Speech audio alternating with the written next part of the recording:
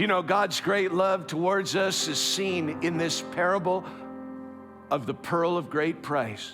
He saw us as precious, but he saw us in the wrong hands. And so we needed to be purchased back. And in the purchase, God sent his son, Jesus Christ, to this planet to pay the ultimate price in order to redeem us. And there's some who would suggest to you and who would say to you today that you're worthless, that you have no value, that you don't matter. I want you to know that there are individuals that may call you names and may put you down, but God never will.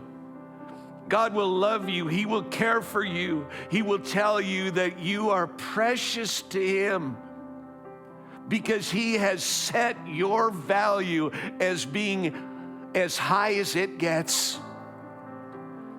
The good news is that your value is not determined by what other people think of you, but it's defined by what God thinks of you.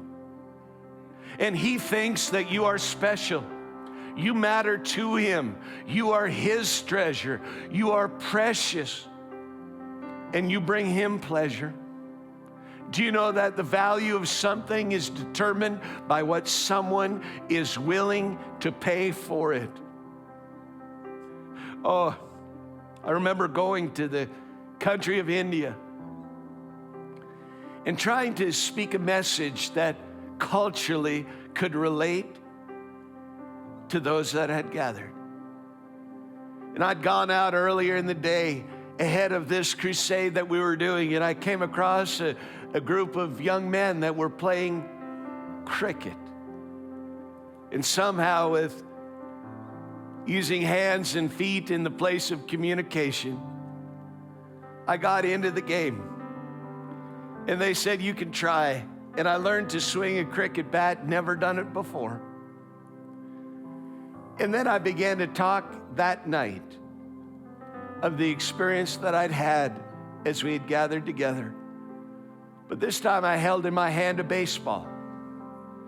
I said, this baseball, I said, is representative of a ball that was hit to set a new record for home runs in a season by the name of a player, Mark McGuire. Mark McGuire was one who had set a new record, and that ball that went into the stands was gathered by somebody. There was a fight in the stands. The person that ended up with the ball was escorted out immediately by the police.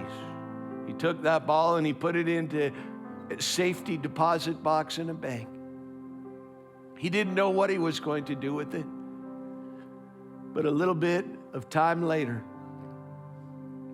that ball became available on eBay. That was the means of commerce at that particular time.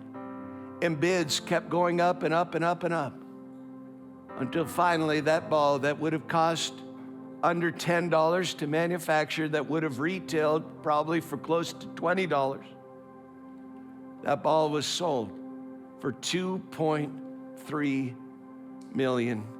The value of something is determined by what someone is willing to pay for it. So we can be encouraged. If God didn't think you were worth it, he would have never paid the price of his son's life. But God looks at you as being valuable, and he gave his son, Jesus Christ, to be our sinless substitute, to die in our place so that we might have life.